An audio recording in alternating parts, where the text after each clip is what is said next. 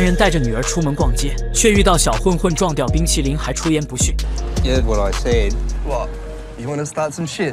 And what's your language too, eh? Oh, piss off, quit. 男人笑了笑就转身离去，可路过下一个路口，又碰见那两个不长眼的混蛋了。他先把女儿安顿在车上，说爸爸去买个报纸就回来，转身就迈着六亲不认的步伐走到混混面前。You right, old man? 只用一脚就让另一个小混混化身博尔特，跑的是真的快。雷哥一笑，生死难料。Hello， 大家，我是约翰，爆爽澳大利亚剧《中间人先生》，为你献上。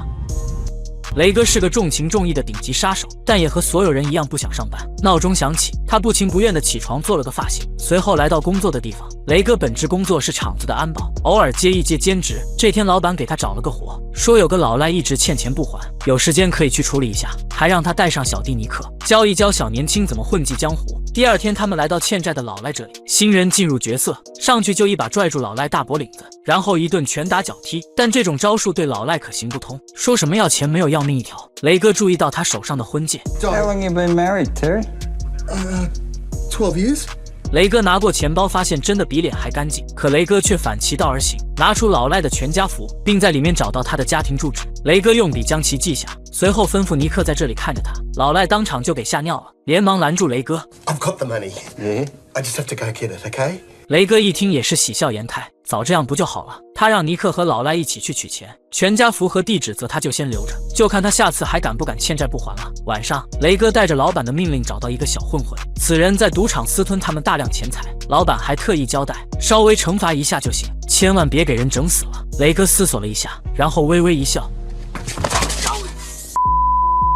雷哥看时间还早，继续下一个任务。他来到停车场，挟持了一个短裤男，并将他塞进后备箱，然后开车来到荒郊野外，拿出提前准备好的铁锹。可突然感觉风太大，吹得头顶有点冷，也没有心情挖坑了，于是将武器上膛，打开后备箱，将男人放了出来，并嘱咐他帮忙挖个深一点的坑。看着雷哥手里的家伙，短裤男一边走一边说他抓错了人，还一直问他给谁办事，但雷哥根本不给他机会沟通，感觉自己挖得太快，还往回铲了一点。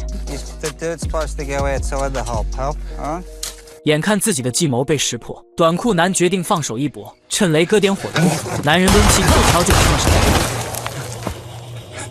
Can you tell my family that I... 差点因为抽烟被反杀，雷哥当场决定戒烟15分钟，随后拿起铁锹把坑埋好。然而当他回去交差时，老板却告诉他我们搞错了人，目标根本不是短裤男，是自己判断失误了。雷哥依然保持微笑。 Next time, make sure you got the right guy.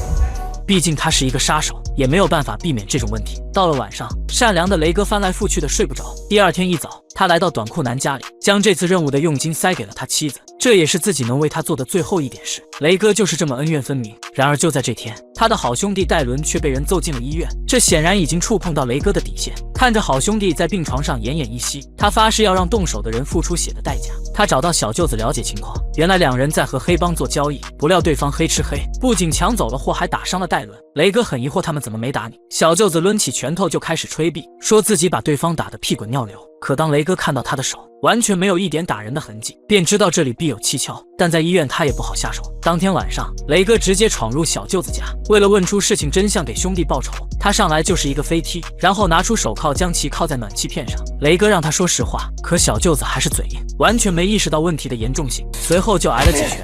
雷哥告诉他，这才是打完人该有的拳头，然后拿出一把小刀，扯下他的裤子，警告他再不说实话就让他变成可拆卸的。小舅子无奈只能叫来自己的朋友，结果被他一番逼问，雷哥当场蒙圈，这个臭小子竟然连同外人设计他的姐夫。戴伦不肯服软，才被打进医院。 They got names? 得到施暴者的名字，雷哥也是毫不客气，直接闯进对方家里，上去就是一脚，这满地的玻璃碴子够他缝上几百针了。接着又找到另一个混混，瞬间在卫生间里结束战斗。这就是雷哥的行事作风，欺负自己的兄弟绝对不可饶恕。随后他来到医院看望戴伦，他表示那些欺负你的人我都解决了，你就负责安心养伤。戴伦感动的都要哭了。然而事情还远远没有结束，老板得知此事便将雷哥叫了过来。原来被他暴打的那几个混混是老板女婿的哥哥的手下，这次叫他来是想让雷哥低个头，别伤了自己人的和气。老板的面子他必须得给，于是双方约了个地方见面。可这个小头目却一点都不上道，进门就开始口水四溅。雷哥也不是好惹。 You just keep your guys in line, mate, okay? And then I won't have to do it for you. 老板深知雷哥的脾气，也知道自己这位黑老大亲戚在想什么。Don't even think about it. Trust me, don't even think about it. 另一边，戴伦趁着老婆不在家，偷偷掏出珍藏的小电影，自己的小舅子却突然破窗而入，对姐夫他是一点都没有手下留情，上去就是一枪托，还让他把家里的现金都拿出来，摆明了就是要抢他。戴伦只能乖乖照做，趁着下楼的功夫，连忙给好兄弟雷哥发了求救信号。虽然只有简短的2个字，但雷哥知道戴伦肯定是遇到了麻烦。这边戴伦找到了保险箱，可他却说自己把密码给忘了，应该是记在哪个重要的位置。小舅子信以为真，两人便开始上楼寻找，在厨房里翻腾了一会，他又说可能是被你姐藏了起来，你要是着急，我可以试试破解密码。就这样，两人又返回地下室，而戴伦这么做的目的就是为了拖延时间，等雷哥救场。小舅子等得有点不耐烦，最后给了他3分钟时间，打不开就送他领盒饭。戴伦硬是拖到最后，才磨磨唧唧地打开保险箱。小舅子拿到现金，还安慰了一下姐夫。Well, brother, I'm rough with you. Bad feeling. 小舅子兴高采烈地向楼上走去，下一秒就被丢了下来。好在雷哥及时赶来将其拦住，戴伦让他干掉小舅子，可雷哥却一脸不愿意。Who's your fucking brother-in-law? Yeah, I know. That's why I don't want to do it. No. 戴伦只好亲自动手。随后两人拿着防水布准备将尸体运走，他们正要去开车，却发现戴伦的女友回来了。好家伙，在自己家里干掉女友的弟弟，却要是被发现，他跳进黄河也洗不清了。戴伦连忙上楼去应付妻子，然后从厨房拿来一把刀，让雷哥把小舅子给剁了，这样方便运送。他则上楼去打掩护，可还没等他跟老婆说话，楼下就传来一声怒吼。小舅子赶紧跑到楼上，看到姐姐在家，他赶紧抓住救命稻草，说什么姐夫想要杀了自己。戴伦两人也懵了，被一枪打中脑袋还能活下来，难道小舅子脑袋里是空的？看到女友不问缘由的向着他弟弟，戴伦一气之下将两人赶了出去。这下好了，两个老光棍你看看我，我看看你，随后决定同居。不过小舅子运气也属实逆天，子弹竟然打中了天灵盖最硬的部位弹开。雷哥从业杀手这么多年也是第一次遇到。这天雷哥过生日，戴伦决定给好兄弟一个惊喜，那就是男人的大玩具帕切特冲锋枪，绝对让人爱不释手。戴伦将西瓜放在木桩上，让雷哥试试手感，但也正是这把枪，日后救了雷哥一命。到了晚上，雷哥在阳台卷起一根旱烟，然后拿舌头舔了舔，可他突然发现自家楼下停了一台陌生车辆，他拿来望远镜，果不其然，面包车上2个小年轻混混一直盯着自己家。雷哥一下就想到老板女婿，这很有可能是他派人来这里灭口的。为了证实自己的想法，他开着车大摇大摆地从面包车旁边路过，经过一个弯道后，那辆面包果然追了上来。雷哥一脚油门开到了废弃仓库前，随后取出好兄弟送给他的生日礼物，躲在车头静候杀手的到来。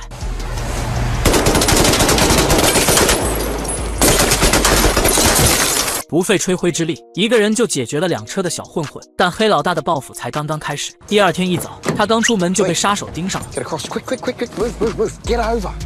很明显，这就是黑老大的人，因为后面那个傻子就是他的手下，而旁边这位一看就是个职业杀手，做起事来很专业。既然是外包的，那就好办了。雷哥说：“黑老大，给你多少钱，我付双倍。”一句话直接让杀手犹豫了。他停在路边和傻子商量，最终两人研究了一个完美的计划，那就是拿了他的钱，然后再把他交给黑老大。殊不知他们已经步入雷哥的圈套。3人一路来到郊外，在一个老房子里找到保险箱。杀手问他密码，可雷哥却表示自己将密码忘在家里了。随后又告诉他可以用切割机打开。两人感觉被耍了，于是将雷哥塞进后备箱，紧接着来到五金商店门口。杀手叮嘱傻子一定不要离开，有什么事情第一时间叫我。傻子满口答应，可当杀手离开后，他发现自己没有存货了，全然忘记队友叮嘱自己的话，大步流星地走向超市。可就在这时，2个瓜娃子路过停车场，看到一辆车竟然连窗户都没关，这要是不偷就是对车主的不尊重。两人将车子打着火便离开了这里。当杀手出来后愣在原地，车子还能自己长腿跑了。这时那个傻子出现在身后，他这才知道车子被偷了。杀手连忙去五金店买了把尺子，随便偷了辆汽车四处寻找。与此同时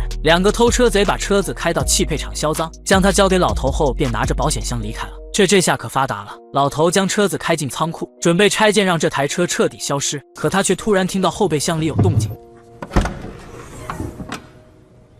Who the fuck are you? 老头不想惹上麻烦，连忙将车子扔在了郊区的一个小树林，然后下车就跑，连收来的车子都不要了。好家伙，这剧里的人几乎全是博尔特。听到外面没了动静，雷哥一脚踹开后备箱，却发现抓自己的杀手通通都不见了。他人都傻了，这些同行杀手怎么这么不靠谱？随后他开着车回到小镇，来到一家快餐店填饱肚子，可身后响起的电话铃声让他愣住了，这不是自己的手机吗？他留了个心眼，跟上那2个小混混，原来就是他们从杀手那偷走了车子，现在2人要去老头那取走卖车的尾款，可他们刚见面，老头就急眼了，他问2人被关在后备箱里的是谁，他们也是一脸无辜，表示自己并不知情，因为那只是偷来的车子，随后拿出保险箱让老头帮忙打开，然而他们刚开始操作 Fuck. Hey, Bernie. 老头一眼就认出了雷哥，该来的想躲也躲不掉。雷哥想知道这中间发生了什么，自己又是怎么逃脱杀手的掌握。2人表示自己啥也不会说的。I do MMA, cunt. Yeah, fuck him up.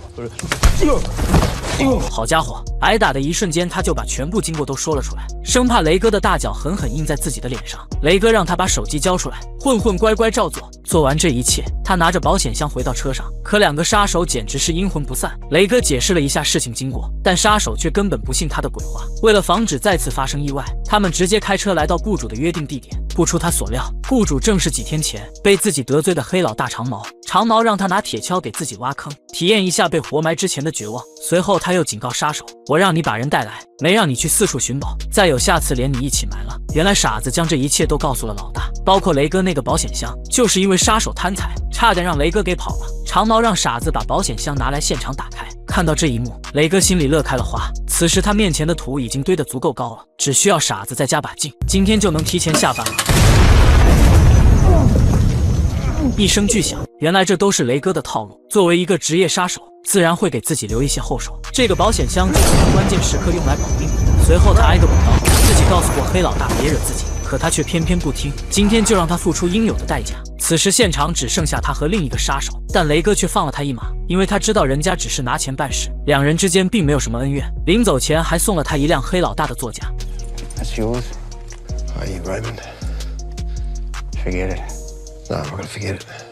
送走了同行，雷哥继续挖坑，他要趁天黑之前将现场处理干净。次日，雷哥正在一家武馆练拳，教练临时有事，让他帮忙照看下孩子。看到这些没到他腰的小家伙，雷哥决定陪他们练一会。第一个就是被他们称为大姐头的小女孩，她说自己练过几年柔道，雷哥不屑一顾让她放马过来，可下一秒，雷哥一下被锁在地面动弹不得。他作为一个职业杀手，自然不会轻易认输。不过这个大姐头确实有2把刷子，直到雷哥昏厥才放手。当教练回来后，雷哥才恢复意识。不得不说，现在的小孩下手是真的狠。后来雷哥送女儿去上学，可到了学校门口，女儿却不想下车，这才知道女儿遭到了校园软暴力，有一个女孩一直针对他，还给他起了各种外号，甚至煽动同学孤立他。作为杀手，雷哥只是让女儿去告诉老师，学校里的事就应该在学校里解决，但很快他就知道自己错了，而且错得很离谱。当天晚上，女儿回来后还是闷闷不乐，她表示自己告诉了老师，可对方竟然变本加厉，甚至在同学群里涂鸦她的照片。看到这儿，雷哥知道这是要用自己的方法解决了。第2天，他找到那个女孩的家长，可这人跟他孩子一样混蛋，不仅没有意识到错误，还让来解决问题的雷哥赶紧滚蛋。Do you think you scare me or something coming around here? Then I'm gonna call my brother. He's a cop.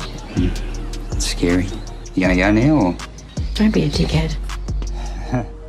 不得不说，警察的效率确实高。雷哥刚回到家，女人那个警员哥哥就找上了门。2位警员说他涉嫌恐吓平民，又说了一大堆莫须有的罪名。殊不知他们在雷哥眼里只不过是跳梁小丑，自己想要动他们就是分分钟的事。但雷哥没有这么办，简单几句话就打发了他们。既然对方这么不识抬举，那雷哥也没必要跟他们客气了。随后他来到拳击馆，和那个练柔道的大姐头打了声招呼。学校的卫生间里，那个欺负人的女孩刚出来。You Taylor? I've heard that you've been bullying my friend Brittany. What? You bother Brittany again, and I'm gonna rip your head off. Got it? 看来想要终止暴力，那你只能比他们更狠。如果杀手身边的卧底被发现，那将会是一种怎样的下场？雷哥为了试探心愿，将一些不疼不痒的信息透露出来。卧底得到情报，假装下去买宵夜，然而他刚下楼就直接走向公用电话亭，可刚拨通电话就被雷哥抓了个现行。So, Jack or dog? Jack. 雷哥将卧底带回据点，老搭档戴伦表示，按照江湖规矩，2五仔最轻的惩罚都要被活埋。于是3人坐上车，一路来到荒郊野外。男人表示自己什么情报也没得到，但如果你们干掉我，我的上级联系不到我，一定会盯死你们的。雷哥自然也明白这个道理。So what's your real name? It's Nick. 卧底很聪明，知道以自己的优势和他谈条件。随后雷哥找到老板，因为卧底就是他派给自己的。老板为了补偿，给雷哥派了个佣金高又轻松的任务。第二天，他来到老板手下这里查看任务进度。一进门，他就发觉这两个小老弟极度兴奋，很明显是磕害了。两人表示自己的活已经干完了，还带雷哥过去看看。结果不看不知道，一看吓一跳，这俩人竟然把尸体直接扔在了后备箱。最要命的是尾门还是透明的，就差告诉警察我就是凶手了。雷哥立刻给老板打去电话，他表示这俩人很快就会被警方找到，并且会毫不犹豫地把你卖掉。老板无奈只能让他把两人一并处理掉。雷哥趁机加价10万块，保证他高枕无忧。老板直接来了火气，但转念想了想， Yeah, deal. 等到天黑，雷哥偷来一辆小汽车，他可不想开着那个透明尾门的车上路。随后几人出发前往郊外，两个小老弟还不知道自己要大难临头，才开到半路，后面的臭小子竟然拿起白面就要吸。雷哥可不想闻， To the left. Fuck off. 狗看他不听劝，一脚刹车帮他灭火。气急败坏的瓜娃子直接掏枪，嘴里还骂骂咧咧。为了让他闭嘴，雷哥猛打方向盘撞向路边，后座的瓜娃子直接飞出车外，看样子算是废了。副驾驶也身受重伤。雷哥下车查看，正好看到燃料泄漏，他灵机一动，掏出打火机轻轻一点，这下连挖坑的力气都省了，白赚10万。雷哥的办事能力毋庸置疑。这天又有一个大单找上了门，一个黑帮的2把手想要干掉老大，而这个老大他还认识，既然有钱赚，他自然不会拒绝。不过杀熟人要加钱，一口价30万，先付1半定金。 Catch you later. 根据雇主提供的情报，黑老大会在明天一早抵达这里。天色渐黑，雷哥让戴伦在这里随时准备接应，自己则穿着吉利服出发前往狙击点。他找了一个制高点，架好狙击枪，一趴就是一夜。第二天一早，不远处传来汽车行驶的声音，他立刻起身准备行动，可刚要扣动扳机，却发现黑老大的父母在场。当他看向一旁的保镖，雷哥又傻了，那不是之前被自己放了的杀手吗？没多久，黑老大独自走出房外，雷哥知道机会来了，他迅速向黑老大的活动区域转移，准备近距离结束战斗。殊不知热成像已经暴露了他的位置。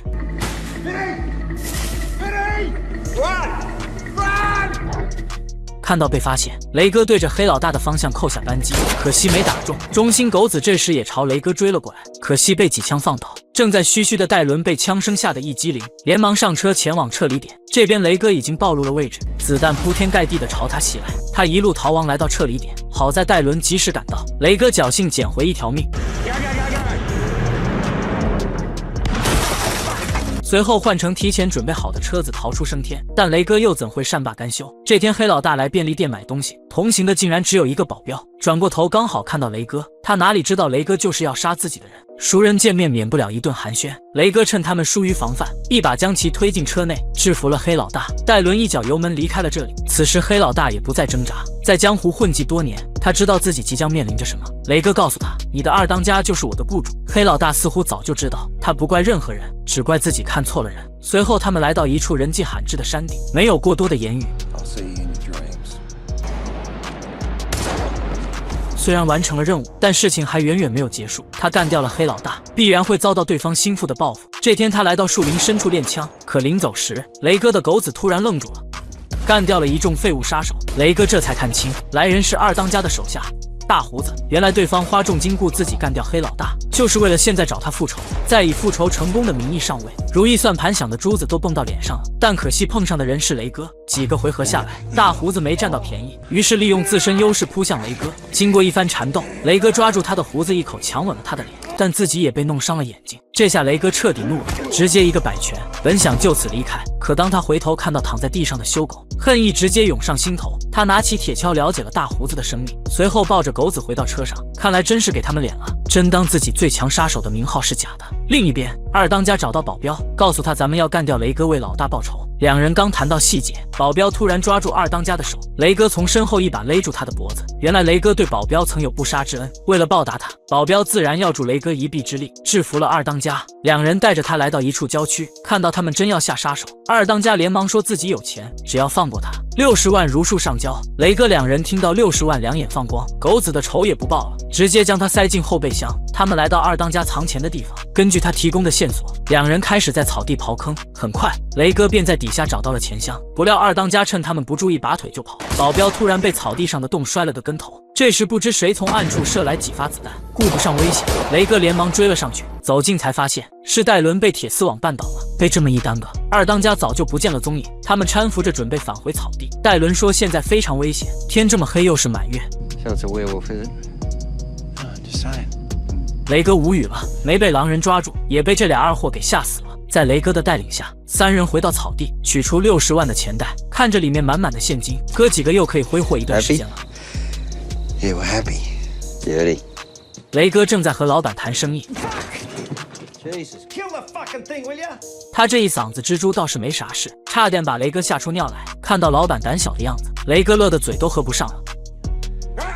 You mongrel bastard! 事后，老板给雷哥介绍了一个大客户，和自己一样，这个胡子男也是个单身父亲，但他女儿珍妮已经失踪多年。有一个犯罪嫌疑人米勒，可因为缺少证据无罪释放，此人有侵犯儿童的前科。这位父亲坚信女儿的失踪和米勒有关，现在他又查出癌症，男人只想在临死前看女儿一眼，哪怕只是一具尸体，所以想委托雷哥去问个清楚。听到这，雷哥感同身受，他也有女儿。 自然明白这位父亲的心情。当天晚上，他直接闯入米勒的家里，并问男人珍妮在哪。米勒表示自己不认识珍妮，说罢就要报警。雷哥又怎会给他这个机会？手枪直接上膛，然后拿出手铐，男人只能乖乖戴上。雷哥又问了他一遍，只要告诉我珍妮的尸体在哪，我不会为难你。可男人的口风很严，就是不见棺材不落泪。雷哥直接打开水龙头，当水盆灌满水后，他抓住男人的头发假发，硬生生的将脑袋瓜按在水盆里。雷哥没给他喘息的机会，拿出电棍就捅了上去。老头被电都要烤熟了，看他还嘴硬。 Where do you want it? Where do you want it? The Oakland Railway Tunnel! 老头终于招了，是他干的，那就好办了。雷哥直接带着他来到隧道，两人一直走到隧道尽头，按照当年的记忆开始挖掘，直到从里面拽出一个行李箱，一个小女孩就这样被他扔在这里。雷哥眼里露出一丝杀意。第二天，他把女孩的父亲叫了过来，父亲打开行李箱，看到女儿的惨状，内心只有无尽的痛苦。这个项链还是自己送给他最后的礼物。雷哥告诉他，凶手就在里面，要杀要剐都随你。父亲接过灯走入隧道，来到凶手面前。 Hey, that you've caused. 善良的老父亲并没有痛下杀手，只是留下一句话便转身离去。他走出隧道，雷哥以一位父亲的身份和他握了握手。 Thank you. 一句谢谢包含了这个男人多少无奈。雇主放过了凶手，但雷哥不会。此时的他，不论作为杀手还是作为一名父亲，都不会让这个凶手活着走出隧道。正义或许会迟到，但永远不会缺席。一个职业杀手去女儿的学校做演讲，将会是一种怎样的场景？同学们问他是做什么工作的，雷哥想了一下，说是保镖。这个职业对同学们吸引很大，于是争先恐后的问他问题。 Yeah, mate. Have you ever killed anybody? Once. Really? What happened? This kid was asking me too many questions. 小家伙当场就吓尿了，雷哥乐得嘴都合不拢。等学校演讲结束，老板找到雷哥，说你手下的一个兄弟昨晚越界了，因为争风吃醋揍了一个不该揍的人，现在还在医院抢救呢。看在雷哥的面子上，老板可以把这事压下来，但这小子必须开除。雷哥无奈只能找到好兄弟，拿出一沓钱，让他以后另谋高就。临走时，他叫住雷哥，雷哥摇了摇头，让他拿着。本以为事情就此结束，可第二天当他看到老板时，才意识到这事搞大了。原来昨天雷哥离开后，自己的好兄弟就被愤怒冲昏了头脑，竟然在满是监控的酒吧里打了老板，还抢了他的保险箱。以他对老板的了解，这事绝不会轻易罢休。 I know he's your mate and all, but I want him gone.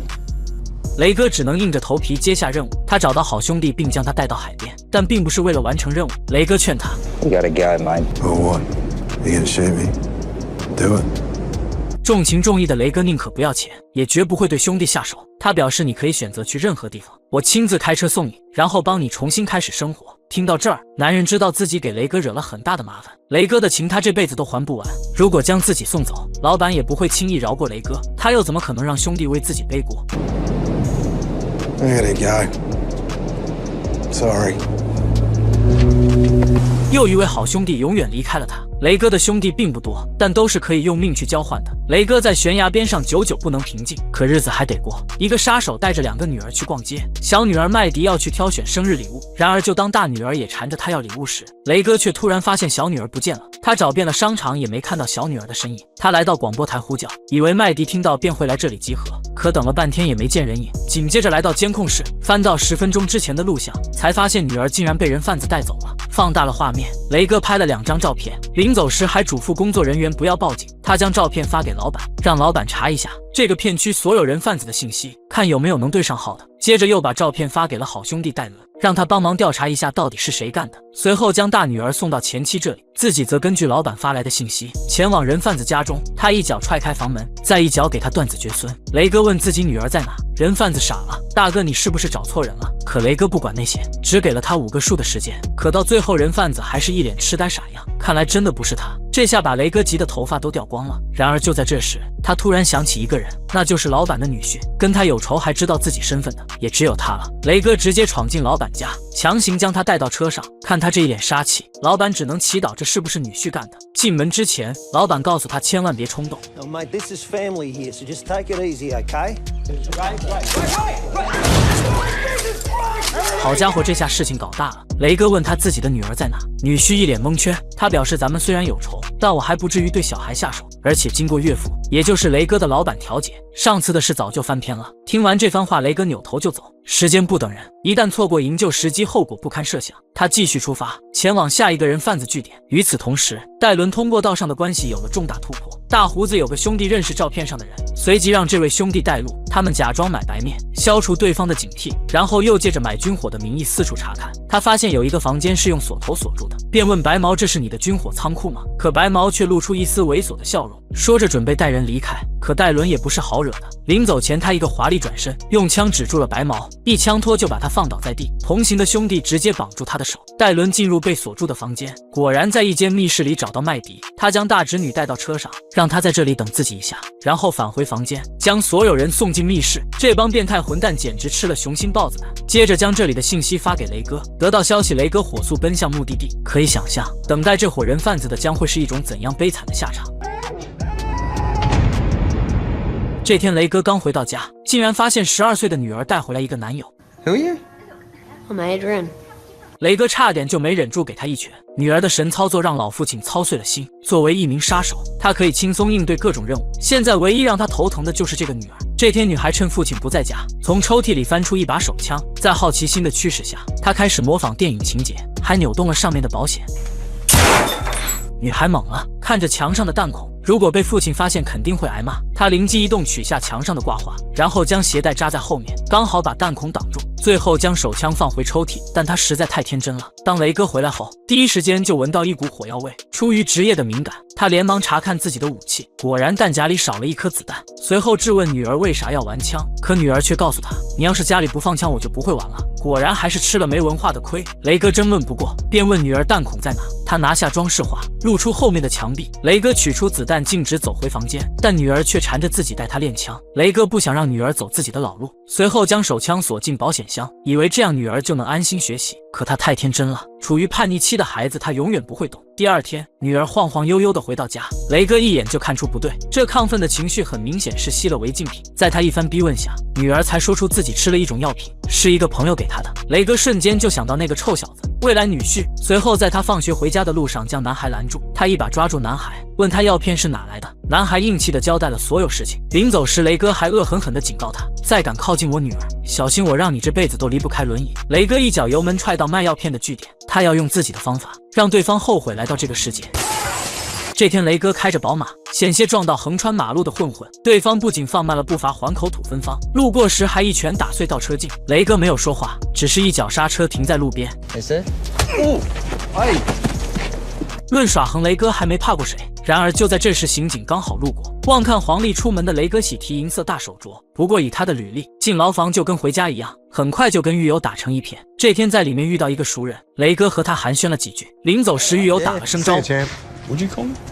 原来狱友是个新人，称呼兄弟在这里是瞧不起人的意思。要不是雷哥在场，这小子当场就得被一顿胖揍。身为老油条，雷哥在这里待得很舒服，而且还不耽误挣钱。老板以探监的名义给他下达任务，让他教训一个狱里的混混，但不要下死手。这个尺度对雷哥来说点难以掌握。与此同时，他的狱友就没那么舒服了。因为上次得罪了卷毛，后来每次碰到他都会被教训一番。好在这回有狱警跟在后面，他才幸免于难。狱友连忙找到雷哥，询问他自己应该怎么办。雷哥表示这个很简单，你只要打服他，他就不敢惹你了，要不然你就会一直被欺负。狱友有点迟疑，雷哥给他做了个示范，他调了一杯滚烫的咖啡，然后找到老板让他下手的目标，一滴都没浪费。狱友懵了，这哥们下手是真狠呀！虽然这里过得舒服，但总在牢房里待着也不是办法，于是让好兄弟杀马找到被打的那个小子。由于他一直上诉，导致雷哥迟迟不能恢复自由。老弟还以为对方是来服软的，可他却想多了。画面一转，杀马带着他来到小树林，然后一把将他推进事先挖好的坑，又象征性的铲了几下土。老弟当场就被吓出尿了。I'm sorry. 就这样，雷哥第二天便被无罪释放。据说原告连医药费都不要了。然而他的狱友就惨了，失去雷哥的保护，卷毛也没有了顾忌。雷哥让他以暴制暴，关键时候却成了软蛋，亲身体验了什么叫做认怂就要挨打。在雷哥进去的期间，有一个小团伙居然搞起了黑吃黑，一个小喽啰被他们派来交易。雷哥和戴伦准时赴约，正准备一手交货一手交钱，可就在这时，一伙劫匪直接闯进交易现场，雷哥两人瞬间就被放倒。假装交易的小喽啰也趁机倒地，他咬碎嘴里的血包，做出受伤不轻的样子。但雷哥两人就惨了，劫匪下手是真狠，每一下都打在最痛的地方。当歹徒离开现场，雷哥和戴伦被揍得满头是包，小喽啰将两人扶到车内，却被雷哥看出破绽，自己和兄弟被打的手都抬不起来，这小子竟然还有力气扶他，他直接一脚油门撞了上去，敢跟自己玩黑吃黑，简直是活腻了。小喽啰被他绑了一夜，然后拿起电锯发动。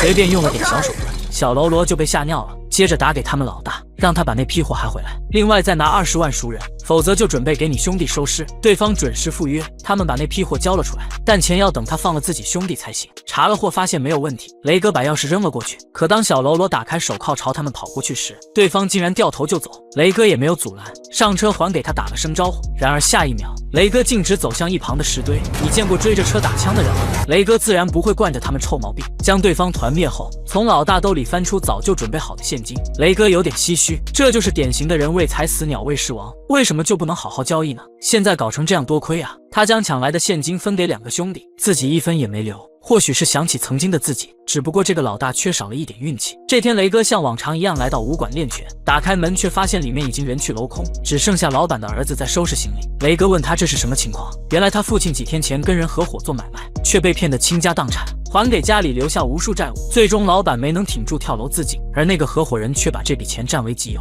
过上了富足的生活。老板儿子为了给父亲报仇，用仅剩的一点钱雇了一名杀手，没想到那名杀手也是一个骗子，拿了钱却没办事。仗义的雷哥表示这是包在自己身上，这也是他能为老朋友做的最后一件事。随后他找到那名杀手表明自己的来意，胡子杀手却表示这跟你有啥关系，让他从哪来回哪去，不要多管闲事。雷哥笑了，今天这事他管定了。一个野蛮冲撞把瓜娃子镶在墙里，然后逼问他骗来的钱在哪。这小子被吓得语无伦次，一会说借给了朋友，一会又说让自己花光了，看来不动真格的是不行了。雷哥直接将他扔进浴缸，大头朝下绑住双手，拧开水龙头。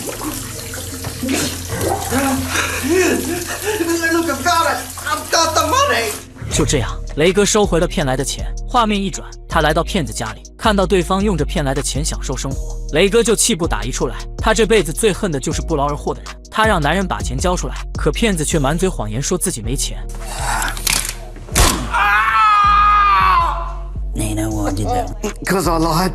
Bingo. 随后他拿出一瓶强酸，别看这东西剂量小，但却足以把骗子融掉成一麻袋。 Hold on. I've got cash. I've got money. Whatever you want. How much do you want?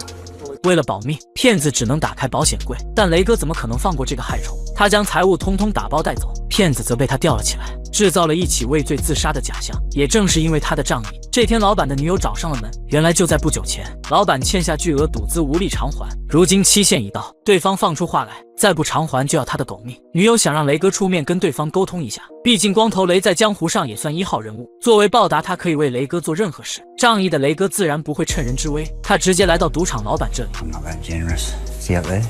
You tell that dickhead mate of yours if he doesn't pay what he owes in the next week, he ain't gonna be walking so good. 豪宅的主人这才闻声出现，他来此的目的就是让眼前的男人多宽限几天。随后雷哥报上自己的名号，对方没有犹豫，给足了他面子。当雷哥离开后 Do you know who that was? Some fucking clown?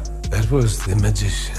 为了感谢雷哥，老板给他介绍了自己的合作伙伴，此人名叫卷毛。刚认识便给雷哥派了个大单，让他押送一批货到指定地点，还让美女佐伊一路相伴。制定好计划，几人立即出发。卷毛在前面带路，雷哥和佐伊在后方跟随，两人一路有说有笑。这种任务对雷哥来说毫无压力。傍晚，他们在一处旅馆歇脚，雷哥和佐伊共处一室。几天的时间相处下来，两人日久生情，很快便交换了彼此的心意。一路上风平浪静，可直到这天终于出事了。前一秒两人还你侬我侬，暗送秋波，这下都老实了。雷哥倒是没啥事，佐伊却失去了意识，他连忙让卷毛掉头回来。然而就在这期间，一辆房车停在了路边，是一对旅行路过的老两口。雷哥想打发他们离开，不料这时佐伊醒了，老头连忙去拿急救箱。可就在这时，卷毛驾车赶到，看到现场还有外人，他竟然直接痛下杀手。随后将押送的东西和佐伊安置到卷毛车里。雷哥表示现场要处理干净，他让卷毛将佐伊送到医院，自己则开着房车寻找一处风水宝地。挖坑这种活在雷哥眼里都不是事，一年被他埋掉的人没有100也有80。做完这一切，他将房车里的痕迹处理掉，然后徒步来到附近的镇子，在超市买了把尺子，出去就把超市老板的车给撬了。看到这一幕，我才知道老人说的对，只要你有一技之长，到哪都饿不着。随后他开着偷来的车子跟卷毛会合，佣金早就准备好了，但佐伊却没能挺住，死在了路上。雷哥知道佐伊肯定是被卷毛灭了口，不过现在说什么都晚了，他无奈只能带上佣金离开了这里。看着路边撞毁的车子，雷哥思绪万千。这段路程虽短，但却有一段无比美好的回忆。他开车来到一个十字路口，这里就像人生的转折点，该去往何处，一切都要由自己来选择。失去一个喜欢的人，比杀了他还要难受。等到回去，雷哥想要金盆洗手。何戴伦在郊区打造林中小屋，可一个职业杀手哪有这么容易全身而退？这天，老板在饺子馆找到了雷哥，跟他说有一个仇家要找你，你想退休也得先把这事解决了。随后，他叫上好兄弟杀马，前往老板提供的地址，想要就此杀了对方的马，了结恩怨。可当两人到达目的地后，人都傻了，这里完全不像有人住过的样子。他打给老板，却显示无人接听。然而下一秒，一架无人机突然出现在他们头顶，紧接着一声枪响，两人这才知道中了埋伏，连忙起身躲到车后。看到不远处疾驰而来的汽车，他们来不及多想，立即上车逃亡。此时一众混混已经追了上来，手里的喷子成了催命的阎王。车子翻到路边，雷哥用力撞开车门，掩护杀马躲到铁皮箱后。他们闯进一处民宅，可好兄弟身负致命伤，根本等不到他们突围。杀马嘱咐雷哥一定要活着出去，照顾好我的老婆孩子。雷哥连忙答应。就这样，又一位好兄弟死在了他面前。好兄弟的离世彻底激怒了雷哥。此时，外面的杀手已经将这里团团包围，他们悄悄潜入房间。下一秒，雷哥来到身后，还没等他们反应过来，一个杀手被当场爆头。卷毛连忙反击，此人正是上一集杀了雷哥女友的那人。新仇旧恨，今天他要一起清算。卷毛一路逃到车上，可雷哥哪会让他得逞？几枪下去，打得车子失控撞向路边，再冲过去把子弹全都打光，以解自己心头之恨。画面一转，雷哥找到了老板，他知道是这东西出卖了自己，一起合作这么多年，竟然贪生怕死把自己卖了。不过看在往日的情分，雷哥留了他一命。Right, I'm so sorry. 不知过了多久，雷哥成功转型，当上一名网约车司机。这天他等来迟到半天的乘客，不过他并没有表现出不满，看得出来雷哥很享受这个职业。可在路上，这两个傻货却动起了歪心思，明明到了指定地点，他们却让他继续往前开。Someone might die out here tonight. Maybe, eh? 以上是中间人先生第1季的全部剧情，影片内容十分有限。如果你喜欢追剧又没有时间，那不妨订阅点赞，接下来会有更多一口气剧集解说。我是约翰，我们下期再见。